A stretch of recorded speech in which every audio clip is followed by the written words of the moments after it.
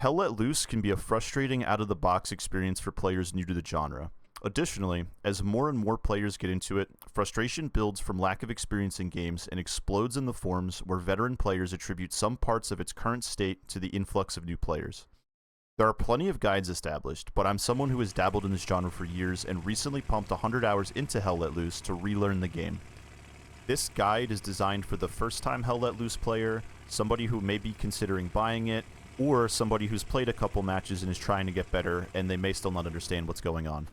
I hope you get something of value from this, and if I missed anything or I have any inaccuracies, please let me know. Before loading into a match, I would recommend at least going to the keybinds and familiarizing yourself with what the default is, but you can also go through and change it to what's most comfortable. One of the most important keys to take note of is the marking key. This is what I'm going to reference throughout the video as ping.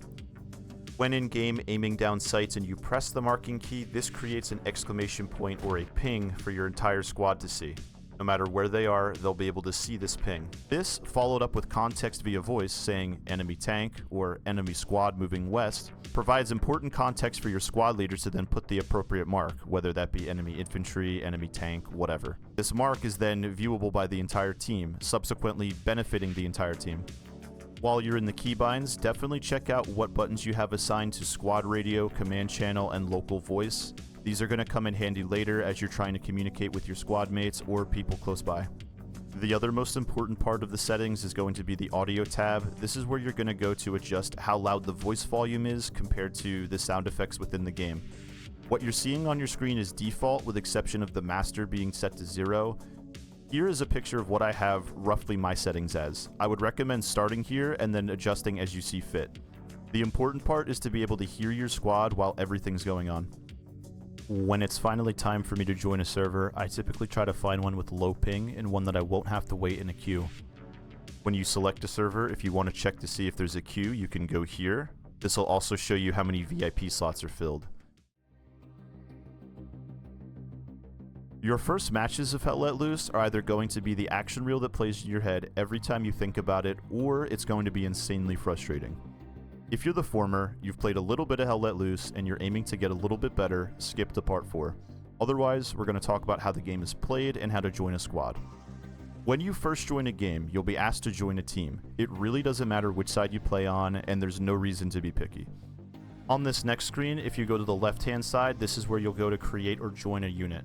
Because this is a noob guide, we're only going to be talking about infantry squads. However, if you have an interest in armor or recon as a new player, I highly recommend you seek out guides or try it out in a game.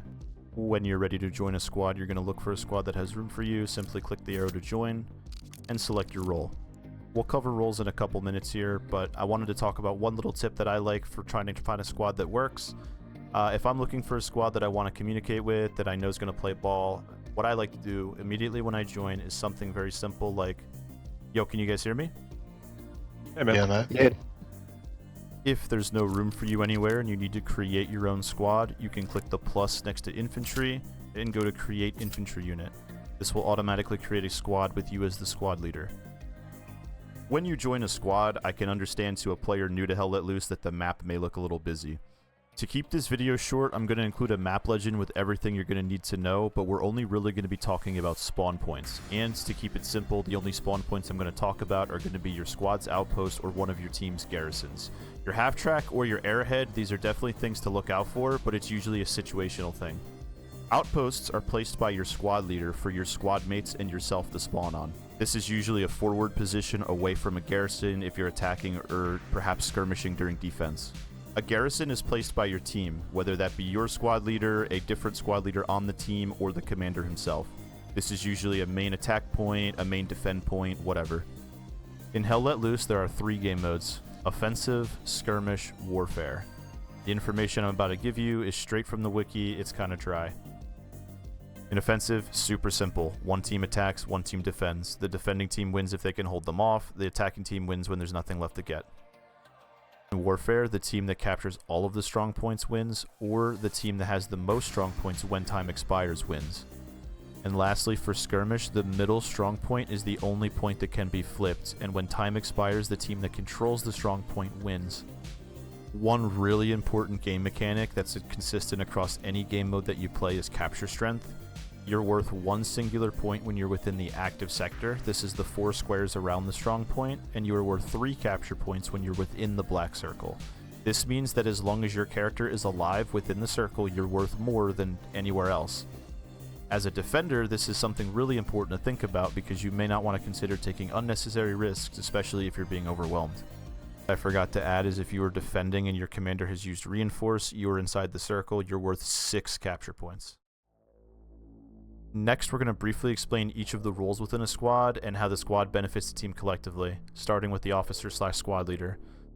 The officer is the liaison between your squad and the rest of the team. They have a direct line of communication with other squad leaders. This includes armor and recon and the commander. Their map pings, such as marking enemy infantry or armor, show up for you, the rest of the team's squad leaders, and the commander. Therefore, information your squad provides aids in the decision-making of the entire team. Again, we're going to go slightly more in depth on communication later. Next is Rifleman, your basic troop. If you have any concerns about being a total noob and not being able to do well in a specialized role, this is your class. Your job is to play with your squad and engage the enemy. One neat feature is the ability to drop ammo boxes for your team. Medic, this is exactly what it sounds like. Your role is to stick with your squad or your team and revive and heal them so they can continue fighting. This is the fastest way to have a lot of friends in Hell Let Loose. My number 1 tip is to prioritize your life first before risking your neck to get your buddy. A medic is worth 2. Support, incredibly crucial role. Getting supplies to the front lines takes coordination, time, and luck. The support class can drop supplies for your squad leader and command team at a moment's notice to use for building defenses, garrisons, and more. You get rewarded with a flamethrower for being such a good teammate. Engineers can use the supplies we just talked about to build defenses on strongholds, and most importantly, nodes for your team to generate resources. These resources allow your commander to purchase various items from transport and supply trucks to heavy tanks and air support. In my experience, playing machine gunner is pretty easy to learn, but hard to get really good at. Your role is to suppress the enemy team by covering critical angles and areas of the battlefield. You are a high priority target, so you'll need decent map awareness. Once you can learn the best places to be positioned, the best ways to get there, and are able to execute on it, you'll excel. Just like the machine gunner, you are a force multiplier with a slightly different kit than your average troop. Best used in close to medium range, these automatic rifles will help support your squad as they attack or defend an objective. Assault would be considered your pipe hitter. You play along your squad and teammates to work flanks and other angles to surprise the enemy defenders. Sometimes you'll get that Metro 24/7 flank you dreamt of. Other times it'll feel like running into a wall. Defensively, this unit does great to counter enemy attacks on a smaller scale, such as your backline garrison being pushed. Lastly, my personal favorite, anti-tank. I've always gravitated towards playing AT because the role's pretty simple and easy to learn. You prioritize and eliminate enemy armor. In Hell Let Loose, various tanks have different levels of armor on certain areas of the tank. I would highly recommend reading a guide on how to effectively disable and destroy enemy tanks. Once you level it up to max, you will get access to a satchel charge, and that thing is fucking nice. Recon's job is to get behind enemy lines and disrupt either their supply chain, their spawns, or their artillery. On some servers, you can literally sit on their back HQ and spawn kill them. In the offensive game mode, the attacking recon takes up a secondary, almost more important role of trying to find the next stronghold. Each recon squad consists of 2 people, a sniper with a sniper rifle or a spotter, which essentially functions as the recon team's squad leader. Each armor squad consists of 3 members, a tank commander and 2 tank crewmen. The armor squad can communicate to decide on roles within the tank, such as driver, gunner, or spotter, pretty self-explanatory stuff. You can join empty servers and practice driving, though the best way to learn would probably be watching more in-depth guides online or just trial and error in-game. Lastly is the commander. This is the big cheese and arguably the most important piece of the team. Oftentimes he's the hero and the scapegoat. I wouldn't touch this until you have a good understanding of the game. When it comes to selecting a role your first couple times around, I would recommend playing what sounds fun and what gives you the most success at first. From there, the more you play the game, you're naturally going to branch out and try different things. Above all else, the most important tip I have for you about squad and squad roles is that every role has a very specific job outside of just killing the enemy team. Whether that be placing down the supplies we talked about, building defenses with those supplies, etc. As long as you're performing your job to the best of your ability, nobody's going to give you any grief. So now that we've covered how the game works and how the infantry squad works, we're going to move into some generalized tips that have helped me with Hell Let Loose and may help you. Communication is absolutely vital, and I know it's talked in the ground constantly, but with that being said, I can't emphasize how important it is not only to succeed within the game, but to enhance your own experience. If you have the means of doing so, you gotta use your mic. Earlier in the video, I showed some tips on how to make sure your microphone is connected and your audio is adjusted. Learn how to effectively communicate. You aren't going to be expected to talk to people in some formal manner as if you're in the military, whatever. However, to be a better squad mate and by proximity a better teammate, you need to be helping your team by telling them what you saw. Here's an example on what it should look like. Your machine gunner sees an enemy tank. He pings it on the map and verbalized, "Squad lead, there's a tank on my ping in E6 heading west." It's clear, concise, and gets the point across. Your squad leader takes that information and using your ping puts a marker denoting the enemy tank in the area. Every squad leader and the commander can see this enemy tank marker. They can now all make informed decisions based on the most current information available to them. The machine gunner has just influenced the outcome of the game.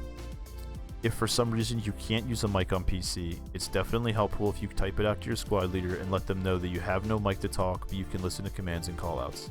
Stick with your squad so your pings are more informative. If you cannot use a microphone on console, then yeah, your only option is probably going to be to use the ping feature. It's better than nothing, but it's pretty important that you play with your squad. Your squad mates can see your pings wherever they are on the map, however if they don't have the same point of view you do, or the context that you can't provide via voice, it really doesn't tell them much. Final note is that communication isn't limited to just your squad. If you happen to find yourself pushing an objective with some elements of another squad or multiple squads, they can't see your pings or hear your squad chat. You'll need to learn to be quick on the trigger when it comes to descriptive callouts and use the local chat. Compare what "he's right over there" means compared to "bearing 170, second floor window." I mentioned it a lot, but playing alongside and supporting your squad is most of what makes Hell Let Loose both fun and rewarding at the same time.